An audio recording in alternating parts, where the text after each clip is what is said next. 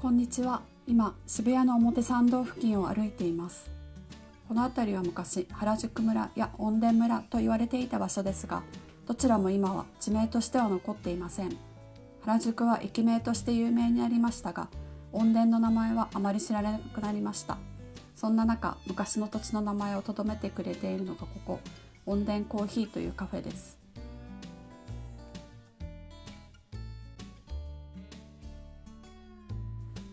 ということで、今日は恩田の面影を感じながら散歩していきます。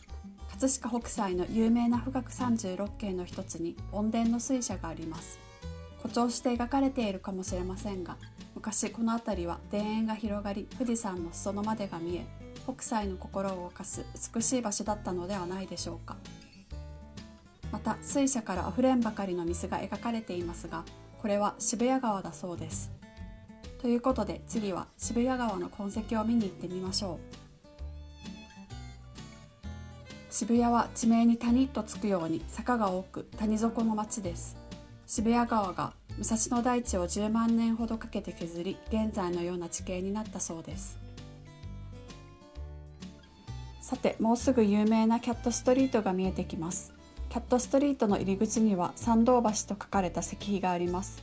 まさにここキャットストリートに渋谷川が流れていたのです。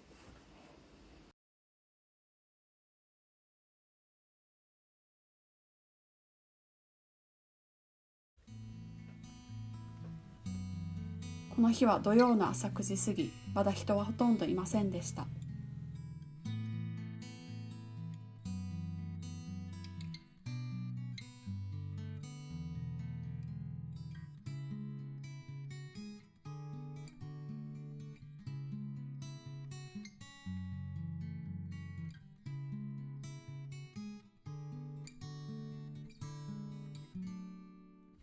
この辺りは恩田キャットストリート商店街と名付けられているようです。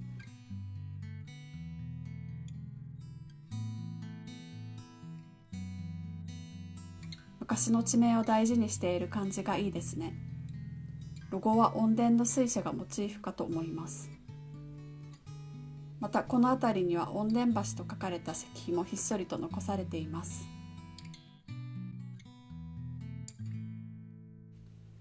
キャットストリートから一本路地に入ると東京三大大福のみずほがあります。土曜の開店直後で10名ほどは並んでいたと思います。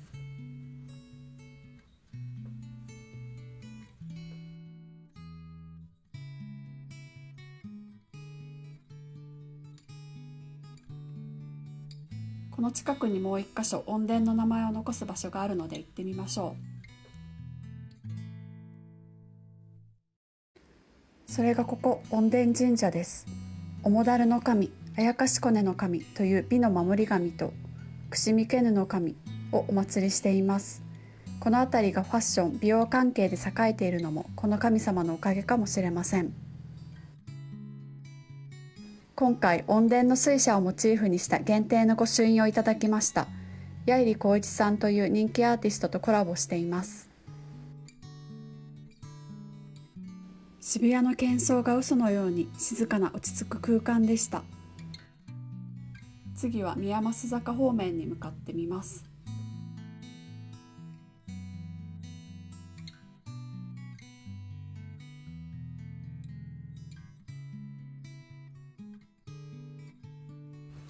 先ほども述べたように渋谷は谷底の地形なので、浅めの地下を走る地下鉄銀座線は渋谷では一部地上を走っているのが見えます。右手に見えるのが地上の地下鉄銀座線です。宮益坂は昔神奈川県の大山まで続く大山道と呼ばれました。江戸中期以降たくさんの人が大山詣に出かけたことでしょう。また以前は富士見坂と呼ばれ、ここから富士山の眺めを楽しめたそうです。旅人が足を止め富士山を眺めるのにとても良い場所であったことから茶店などができて栄えたそうです。今は足を止めるような道ではなくなっていますが、今後この道を歩行者中心の空間にすべく再開発が進められているそうです。左手に宮益御嶽神社が見えます。この日は閉まっていて入れませんでしたが、珍しい日本狼の狛犬がある神社です。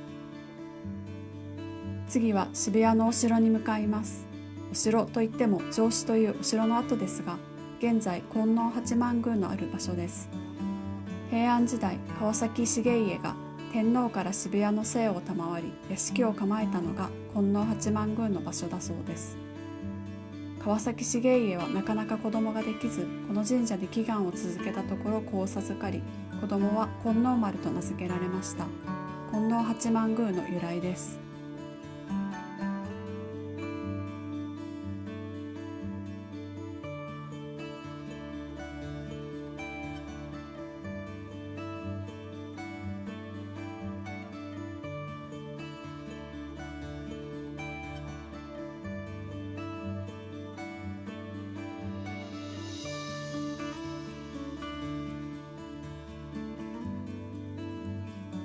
社殿は江戸時代初期に造営され、江戸時代の建築様式を残す貴重な建物だそうです。社殿横には源頼朝が金王丸の名を残そうとして移植したと言われる金王桜があります。一重と八重が混ざって咲く珍しい桜だそうです。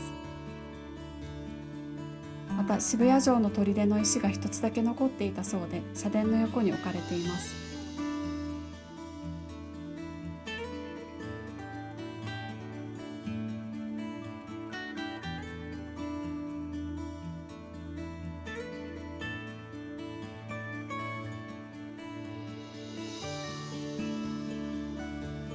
次に渋谷駅近くの高級住宅街松濤に行ってみましょう。 YouTube か何かでアメリカ人が渋谷からたった10分でこんな静かな高級住宅街があるのがありえないと話していました。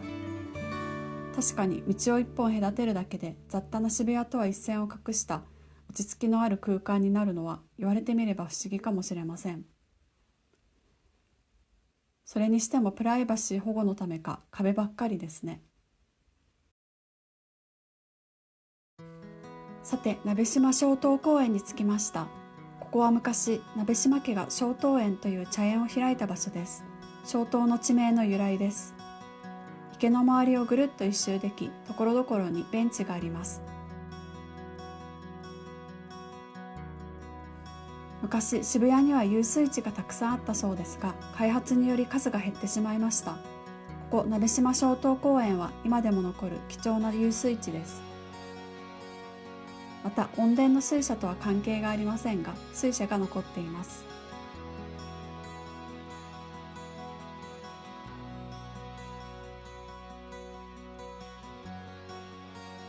高低差もあり、ちょっとした散策にぴったりです。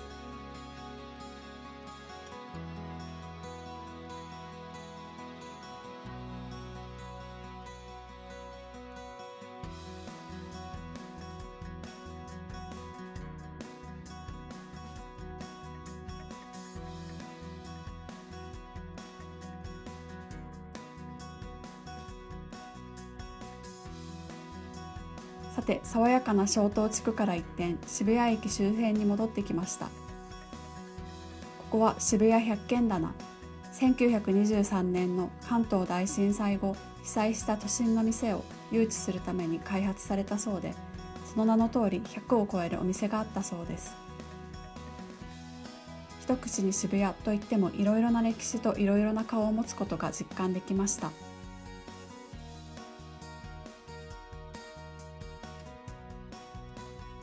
今回もご視聴いただきありがとうございました。ちなみに、有名なハチ公像は現在2代目だそうです。1代目は戦時中の金属回収令により溶かされてしまったといいます。